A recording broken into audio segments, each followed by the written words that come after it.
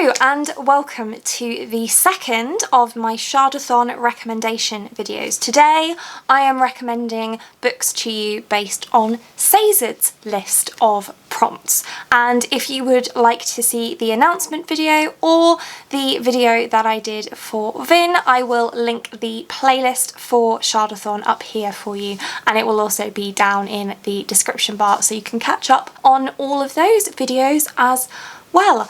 But let's dive right in because we have lots of books to talk about. So the first prompt is Iron, store weight, read a book over 400 pages. So I have some various options of difficulty level here for you. First of all, if you would like something that is over 400 pages but still quick and easy to read, I will recommend Orange by Ichigo Takano, which is a manga. This is Complete Collection Volume 1, which is over 400 pages. As you can see, it's quite thick, but it is still manga, so still quicker than a prose novel to read.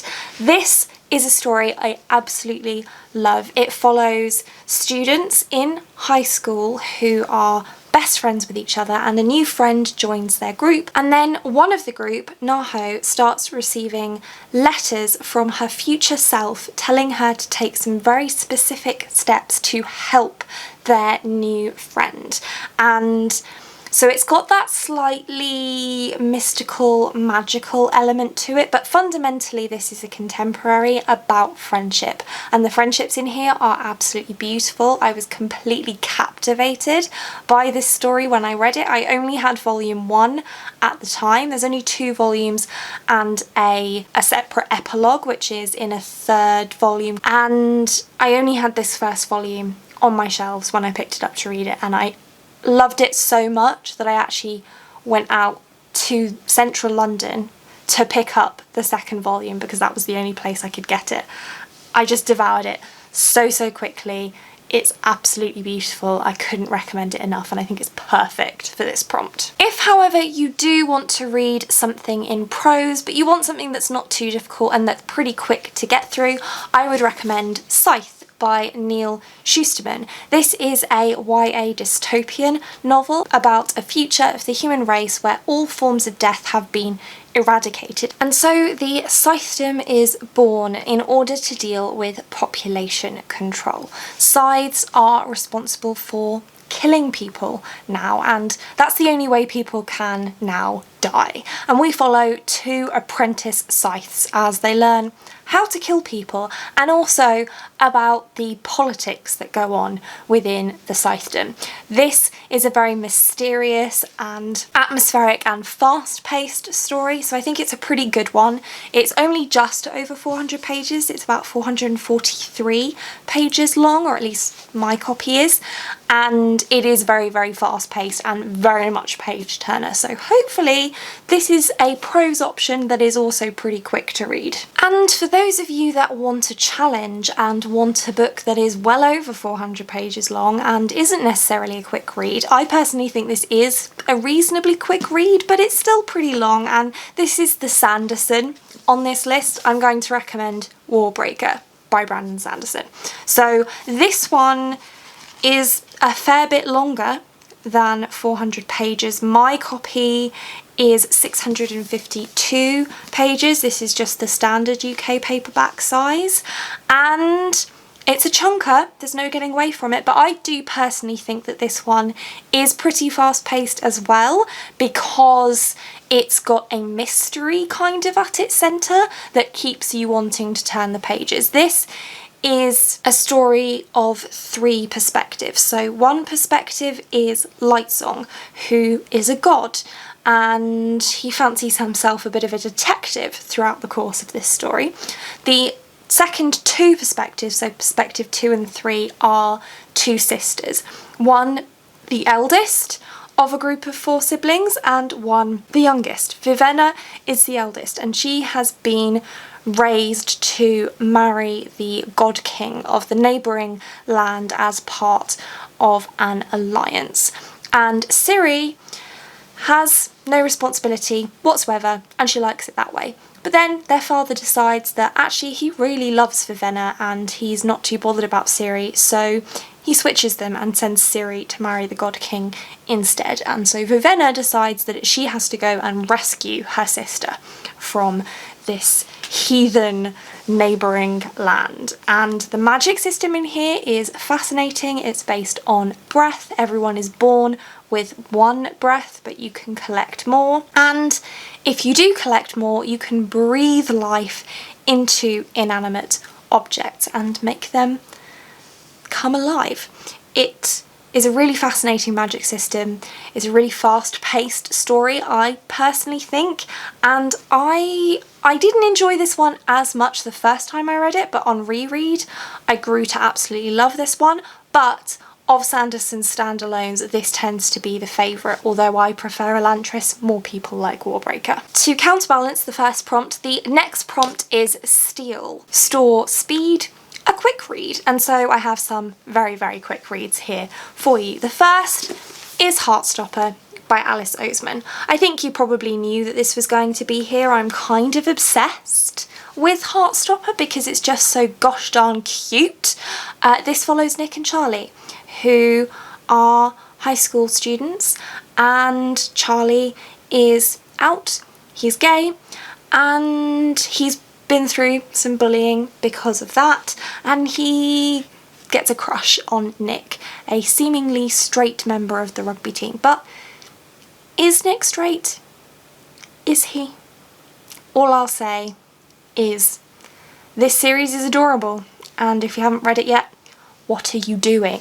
Next up, we have two children's picture books for me to recommend. So the first is The Tea Dragon Society by Katie O'Neill. The artwork of this picture book is absolutely beautiful, and there is so much great representation in these. There's two that are currently out, and the third one is due to come out soon. I have actually read an arc of that one on NetGalley, and it's just as good as the first two. I love these the most because the artwork is just so beautiful, but also, like I said, the representation in these is just great. We've got LGBTQIA plus representation, we've got disability representation, we've got racial diversity. It's great.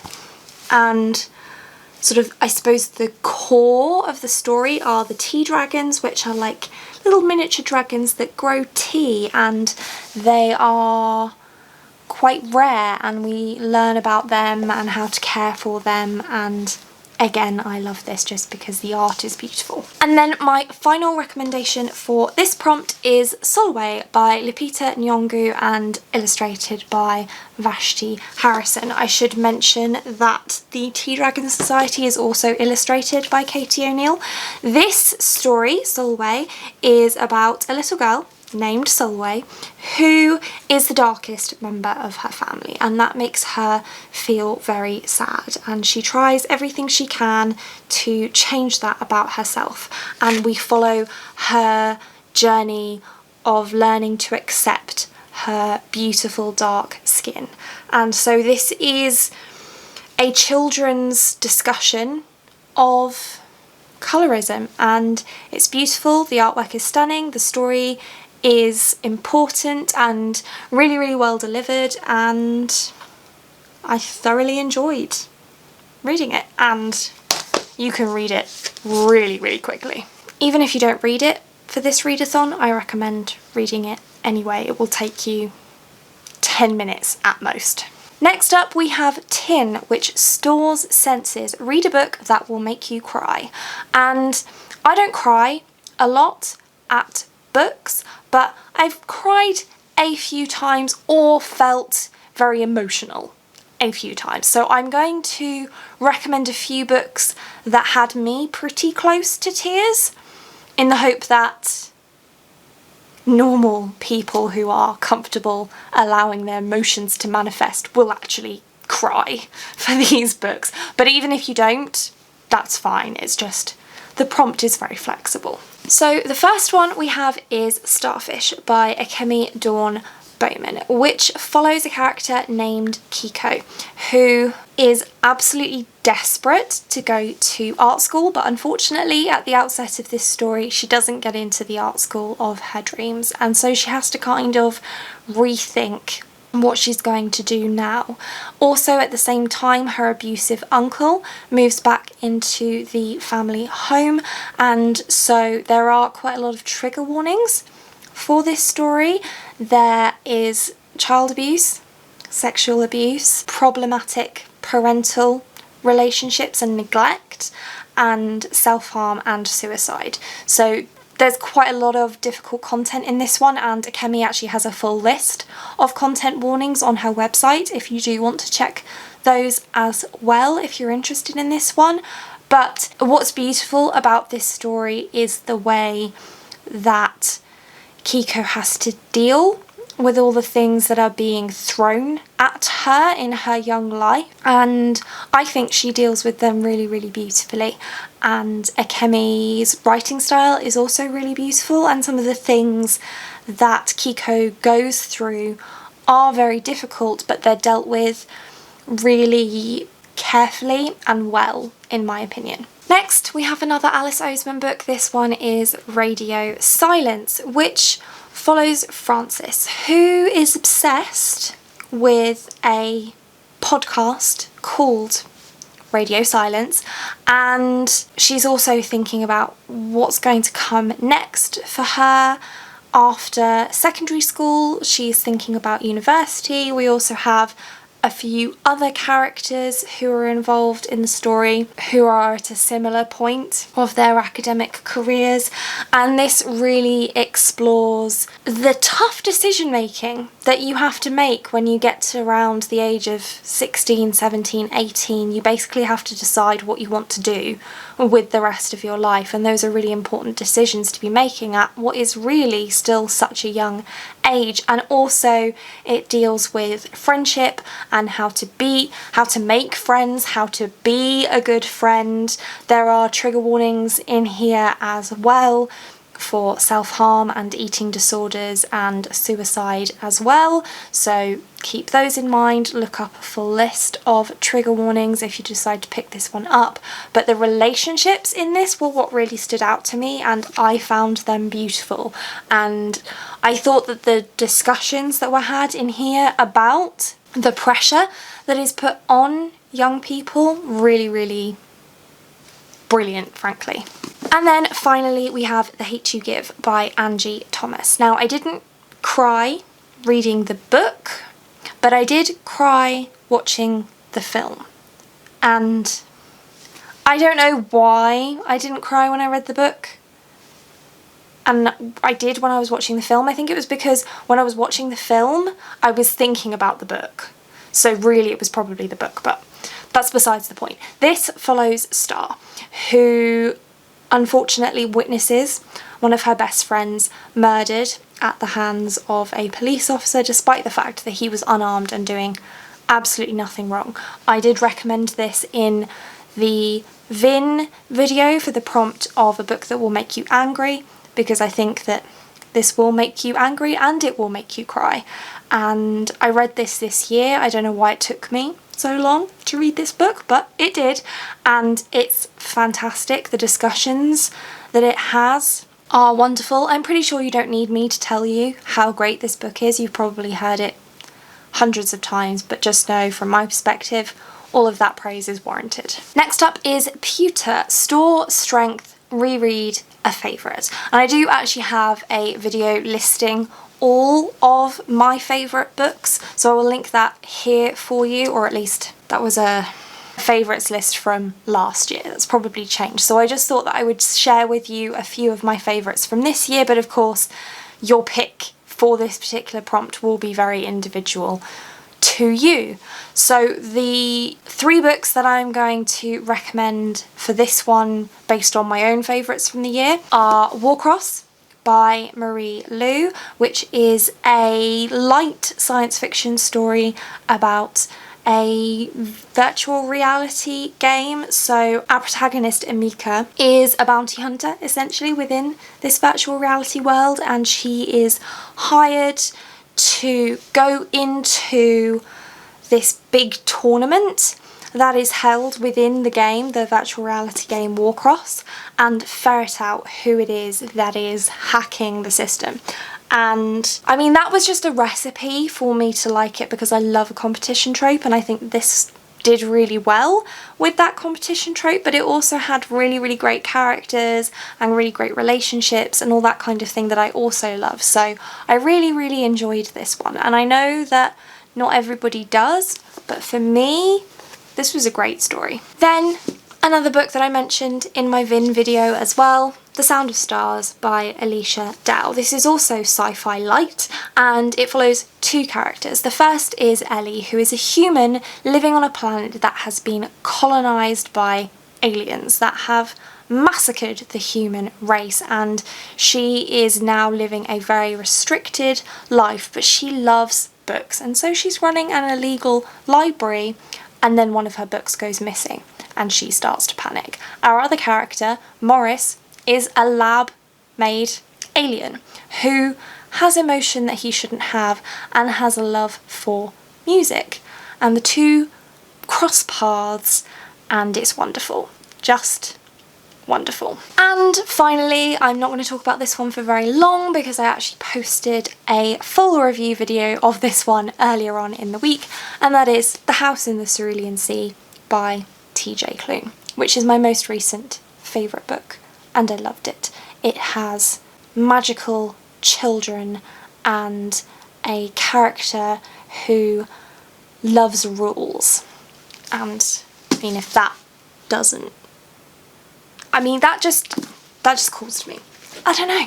Next up, Zinc, Store Mental Speed, read a non-fiction book. So I don't read a whole lot of non-fiction, but I do have some non-fiction to recommend to you. So the first is British by Efwa Hirsch, which is an exploration of Efwa's experience of being black and British. Her heritage is Ghanaian, so she explores her Ghanaian heritage and she explores her Britishness and her relationship with the Londoners around her, her relationship with her ancestors, her relationship with this country. And it was just really, really interesting. She raises a lot of the injustices that we all know exist and that are just so frustrating.